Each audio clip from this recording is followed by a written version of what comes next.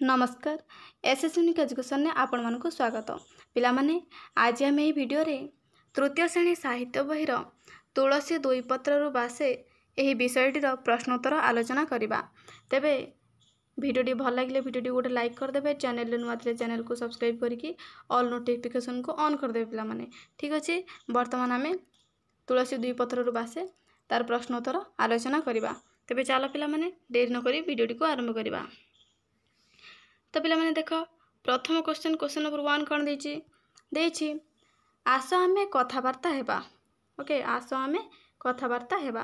तो करे देछि पठाणी सामंत केउठी जन्मग्रहण करथिले। ओके, यार उत्तर हे जिवो पठाणी सामंत ओडिशार नयागढ़ जिला अंतर्गत खंडपड़ा रे जन्मग्रहण करथिले। ठीक अछि पिला माने, नयागढ़ जिला अंतर्गत खंडपड़ा रे जन्मग्रहण करथिले। ख ओडिशार प्रथम ज्योतिर्विज्ञानी किए। उत्तर महामहोपाध्याय सामंत चंद्रशेखर सिंह महापात्र ओडिशार प्रथम ज्योतिर्विज्ञानी। ग पठाणी सामंत को केउं उपाधि मिलिथिला। उत्तर पठाणी सामंत को महामहोपाध्याय उपाधि मिलिथिला। देन आमे देखिबा घ पठाणी सामंत के जंत्र सब उद्भावन करथिले।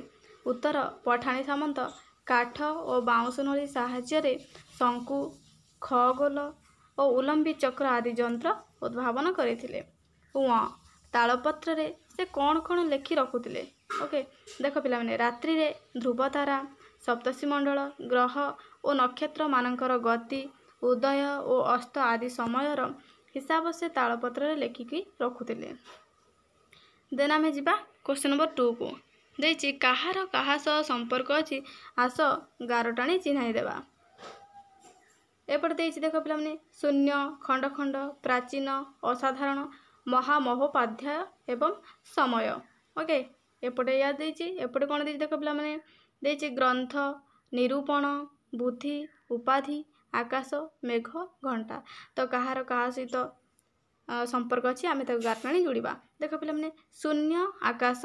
ओके, शून्य आकाश, सेमिति खंड खंड मेघ, प्राचीन ग्रंथ, असाधारण बुद्धि, महामहोपाध्याय उपाधि, समय आमर निरूपण सहित संपर्क अछि। ठीक अछि, चलो आमे जिबा परवर्ती क्वेश्चन नंबर 3 को। जेपरी पूजा शब्दरु पूजित हुए ठीक सही परी कौन हेबो कोठरी भितर आमे लिखिबा। सूचनारु सूचित, उदयरु उदित, सेमिति पालनरु पालित, निर्माणरु निर्मित। ओके पिला माने, चलो आमे नेक्स्ट क्वेश्चन देखिबा। क्वेश्चन नंबर 4 पठित विषयरु उपयुक्त शब्द खोजी आमे शून्य स्थान पूरण करिबा। क पठाणी सामंत ओडिशार प्रथम डैश तो ज्योतिर्विज्ञानी। ख सूर्यंक गति अनुसार डैश गछर उच्चता कहि देई पारुथले किए। खंडिए काठ द्वारा पठाणी सामंत गछर उच्चता कहि दउतले। ग ए पिला दिने देखो पिला ए पिला दिने ना दिने जने बड़ ज्योतिर्विद होई डैश तो देशर टेक रखिबो। सेमिति घ कठोर साधना बल रे से एक डैश तैयारी करथिले तो मानजंत्र। ओके पिला माने, क्वेश्चन नंबर 5 आस तळे दिया जाइता शब्द गुडी को नै वाक्य गठन करिबा। कौन कौन शब्द दिया देखो पिला माने बंधनी मध्य देछि स्पर्श, आविष्कार, प्राचीन, उद्भावन एवं असाधारण। तो ये शब्द गुडी को नहीं आम गोटे गोटे वाक्य लिखा। प्रथमे स्पर्श, देख पिला माने परस पथर स्पर्श रे लुहा सुना पलटि जाए। आविष्कार, कोलंबस उत्तर अमेरिका आविष्कार करथिले। प्राचीन, भागवत एक प्राचीन ग्रंथ अटे। उद्भावन, मार्कोनी रेडियो जंत्र उद्भावन करथिले। देख पिला माने असाधारण देछि रमन असाधारण प्रतिभार अधिकारी थिले। ओके पिला माने रमन असाधारण प्रतिभार अधिकारी थिले। देन आमे छिपा क्वेश्चन नंबर 6 को आस जानिबा सप्तर्षि मंडलर 7 जन ऋषि नाम कौन। ओके, देख पिला माने एठी हमर दे देछि कोन सप्तर्षि मंडलर 7 जन ऋषि नाम दिया आइछि। प्रश्न कौन देछि ऊपर चित्र देखि क्रम अनुसार सप्तर्षि मंडल थिबा तारा मानकर नाम आमे लिखिबा। देख प्रथमे हमर कोन आइजो पिला माने क्रतु। ओके, लिखला क्रतु। ठीक अछि, क्रतु तापरे पुलह, तापरे कोन हे पिला माने पुलस्त्य, देन हमर अत्रि, देन हमर अंगिरा, ବଶିଷ୍ଠ ଏବଂ ମରିଚି। ଠିକ୍ ଅଛି। କର୍ତ୍ତୃ, ପୁଲହ, ପୁଲସ୍ତ୍ୟ, ଅତ୍ରି, ଅଙ୍ଗିରା, ବଶିଷ୍ଠ ଏବଂ ମରିଚ। ଲେଖିଲା ପିଲାମାନେ। ବର୍ତ୍ତମାନ ଆମେ ଯିବା କ୍ୱେଶ୍ଚନ୍ ନମ୍ବର 7 କୁ। ଆସ ଉତ୍ତର ଖୋଜି ଲେଖିବା। କରେ ଦେଇଛି ପଠାଣି ସାମନ୍ତଙ୍କ ପୁରା ନାମ କ'ଣ? ଉତ୍ତର ପଠାଣି ସାମନ୍ତଙ୍କ ପୁରା ନାମ ସାମନ୍ତ ଚନ୍ଦ୍ରଶେଖର ସିଂ ମହାପାତ୍ର। ଖ ଆକାଶର କେଉଁ ସବୁ ଦୃଶ୍ୟ ଦେଖି ପଠାଣି ସାମନ୍ତ ଆନନ୍ଦରେ କୁରୁଳି ଉଠୁଥିଲେ? ଉତ୍ତର ଆକାଶରେ ଖଣ୍ଡ ଖଣ୍ଡ ମେଘମାଳା ପବନ ସ୍ପର୍ଶରେ ଆସି ବଦଳିଯିବା ଓ ଦଳ ଦଳ ହୋଇ ପକ୍ଷୀମାନେ ଉଡ଼ୁଥିବା ଦେଖି ପଠାଣି ସାମନ୍ତ ଆନନ୍ଦରେ କ'ଣ ହେଉଥିଲେ? କୁରୁଳି ଉଠୁଥିଲେ। ଦେନ୍ ଗ ତାଙ୍କ ଦ୍ୱାରା ନିର୍ମିତ ସୂର୍ଯ୍ୟଘଡ଼ି ଏବେ କେଉଁଠାରେ ଶୋଭା ପାଉଅଛି? ତାଙ୍କ ଦ୍ୱାରା ନିର୍ମିତ ସୂର୍ଯ୍ୟଘଡ଼ି ଏବେ ରେଭେନ୍ସା କଲେଜ ହତାରେ ଶୋଭା ପାଉଅଛି। ଘ ପଠାଣି ସାମନ୍ତ ଗ୍ରହ ନକ୍ଷତ୍ରମାନଙ୍କର ଗତିବିଧି ଓ ଦୂରତ୍ୱ ନିରୂପଣ କରିବା ପାଇଁ କାହାର ସାହାଯ୍ୟ ନେଇଥିଲେ? ଉତ୍ତର ପଠାଣି ସାମନ୍ତ ଗ୍ରହ ନକ୍ଷତ୍ରମାନଙ୍କର ଗତିବିଧି ଓ ଦୂରତ୍ୱ ନିରୂପଣ କରିବା ପାଇଁ ଏକ ବାଉଁଶ ନଳୀର ସାହାଯ୍ୟ ନେଉଥିଲେ। କେତେ ବର୍ଷ ବୟସରେ ସେ ଜ୍ୟୋତିଷ ବିଦ୍ୟା ଶିକ୍ଷା କରିଥିଲେ? ତ ଏହାର ଉତ୍ତର ହେଇଯିବ ସେ 10 ବର୍ଷ ବୟସରେ ଜ୍ୟୋତିଷ ବିଦ୍ୟା ଶିକ୍ଷା ଲାଭ କରିଥିଲେ। 8 ନମ୍ବର ଅସଜଡ଼ା ବାକ୍ୟକୁ ସଜାଡ଼ି ଲେଖ। କ ଜନ୍ମଭୂମି ଏକ ଆମ କ୍ଷେତ୍ର ପୁଣ୍ୟ ଓଡ଼ିଶା। ତ ଆକୁ ଆମେ ସଜାଡ଼ିକି ଲେଖିଲେ କ'ଣ ହେବ ପିଲାମାନେ?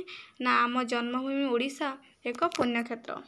ସେହିଭଳି ଖରେ ଦେଇଛି ସାମନ୍ତ ପୁରା ନାମ ଚନ୍ଦ୍ରଶେଖର ଥିଲା ସିଂ ତାଙ୍କ ମହାପାତ୍ର। ତେବେ ଆକୁ ଆମେ ସଜାଡ଼ି ଲେଖିଲେ ହେବ ତାଙ୍କ ପୁରା ନାମ ଥିଲା ସାମନ୍ତ ଚନ୍ଦ୍ରଶେଖର ସିଂ ମହାପାତ୍ର। ଓକେ ପିଲାମାନେ। ଦେଖ ଗ ଦୂରତ୍ୱ କରୁଥିଲେ ଗ୍ରହ ଓ ନକ୍ଷତ୍ରମାନଙ୍କର ଗତିବିଧି ଓ ନିରୂପଣ। ତ ଏହାର ଉତ୍ତର ହେଇଯିବ ଗ୍ରହ ଓ ନକ୍ଷତ୍ରମାନଙ୍କର ଗତିବିଧି ଓ ଦୂରତ୍ୱ ନିରୂପଣ କରୁଥିଲେ। ଘ ସାଧନା ମାନଯନ୍ତ୍ର ଏକ ବଳରେ କରିଥିଲେ ନିର୍ମାଣ କଠୋର। ଓକେ ତାକୁ ଆମେ ସଜାଡ଼ିକି ଲେଖିଲେ କ'ଣ ହେବ ପିଲାମାନେ? ନା କଠୋର ସାଧନା ବଳରେ ଏକ ମାନଯନ୍ତ୍ର ନିର୍ମାଣ କରିଥିଲେ। ଠିକ୍ ଅଛି ପିଲାମାନେ। ଦେନ୍ ଆମେ ଯିବା କ୍ୱେଶ୍ଚନ୍ ନମ୍ବର 9 କୁ। ଦେଖ କ'ଣ ଦେଇଛି? କ୍ୱେଶ୍ଚନ୍ ନମ୍ବର 9 ଦେଇଛି ଯେପରି ଦେଖ ପିଲାମାନେ ଯେପରି ଦଳ ଦଳ ଗୋଟିଏ ଯୋଡ଼ା ଶବ୍ଦ ଅଟେ। ଆସ ସେହିପରି ଆଉ କେତୋଟି ଯୋଡ଼ା ଶବ୍ଦ ଆମେ ଲେଖିବା। ଓକେ ଯେମିତି ଦଳ ଦଳ ଗୋଟେ ହେଉଛି କ'ଣ ଯୋଡ଼ା ଶବ୍ଦ, ସେମିତି ଆମେ ଭାବିକି କିଛି ଯୋଡ଼ା ଶବ୍ଦ ଲେଖିବା। ଲେଖ ପିଲାମାନେ ମହ ମହ, ଟହ ଟହ, କଳ କଳ, ଟପ୍ ଟପ୍, ଥପ୍ ଥପ୍, ଚକ୍ ଚକ୍, ଗର ଗର, ସର ସର, ଥର ଥର। ଓକେ ପିଲାମାନେ। ବର୍ତ୍ତମାନ ଆମେ ଯିବା କ୍ୱେଶ୍ଚନ୍ ନମ୍ବର 10 କୁ। ଆସ ଦୁଇଟି ପକ୍ଷୀ ଚିତ୍ରରେ ଥିବା ଶବ୍ଦ ଗୁଡ଼ିକୁ ଯୋଡ଼ିବା ଓ ତଳ କୋଠରୀରେ ଲେଖିବା। ଦେଖ ପିଲାମାନେ ଏପଟେ ଗୋଟେ ପକ୍ଷୀ ଦେଇଛି, ଏପଟେ ଗୋଟେ ପକ୍ଷୀ ଦେଇଛି, ତାଙ୍କ ଭିତରେ କିଛି ଶବ୍ଦ ଦେଇଛି, ଆମେ ତାକୁ କ'ଣ କରିବା? ନା ଯୋଡ଼ିବା। ସମ୍ପର୍କ ଥିବା ଶବ୍ଦ ଗୁଡ଼ିକୁ ଆମେ ଯୋଡ଼ିକି ଲେଖିବା। ଦେଖ ପ୍ରଥମେ କ'ଣ ହେଇଯିବ ପିଲାମାନେ? ପ୍ରାଚୀନ। ପ୍ରାଚୀନର ବିପରୀତ ଶବ୍ଦ କିଏ ହେଇଯିବ ପିଲାମାନେ? ଏପଟେ ଦେଖ ନବୀନ। ଓକେ ଜନ୍ମ ଦେଖ ପିଲାମାନେ ମୃତ୍ୟୁ। ସେମିତି ଆଉ କ'ଣ ଅଛି ପିଲାମାନେ? ଜନ୍ମ ମୃତ୍ୟୁ ଗଲା। ତାପରେ ଦେଖ ଦୂର ନିକଟ। ଏଇଟା ଦେଖ ପିଲାମାନେ ନିକଟ, ଦୂର ନିକଟ। ସେମିତି ଉଦୟ କ'ଣ ହେଇଯିବ ପିଲାମାନେ? ଅସ୍ତ। ସତ ମିଛ। ଓକେ ସାଧାରଣ କ'ଣ ହେଇଯିବ ପିଲାମାନେ? ଅସାଧାରଣ। ଠିକ୍ ଅଛି ପିଲାମାନେ ଲେଖିଦେଲ। ଓକେ ପ୍ରାଚୀନ ନବୀନ, ଜନ୍ମ ମୃତ୍ୟୁ, ଉଦୟ ଅସ୍ତ, ଦୂର ନିକଟ, ସତ ମିଛ, ସାଧାରଣ ଅସାଧାରଣ। ଠିକ୍ ଅଛି ପିଲାମାନେ। ତାହେଲେ ଭିଡ଼ିଓଟି ଆମର ଏଇଠି ଏଣ୍ଡ କରୁଛି। ତୁମର ପ୍ରଶ୍ନ ଉତ୍ତର ଆଲୋଚନା ହେଇଗଲା। ଭିଡ଼ିଓଟି ତୁମମାନଙ୍କୁ ଭଲ ଲାଗିଥିଲେ ନିଶ୍ଚିତ ଭାବରେ ଭିଡ଼ିଓଟି ଗୋଟେ ଲାଇକ୍ କରିଦେବ। ଚ୍ୟାନେଲରେ ନୂଆ ଥିଲେ ଚ୍ୟାନେଲକୁ ସବସ୍କ୍ରାଇବ୍ କରିକି ଅଲ୍ ନୋଟିଫିକେସନ୍କୁ ଅନ୍ କରିଦେବ। ଧନ୍ୟବାଦ ପିଲାମାନେ।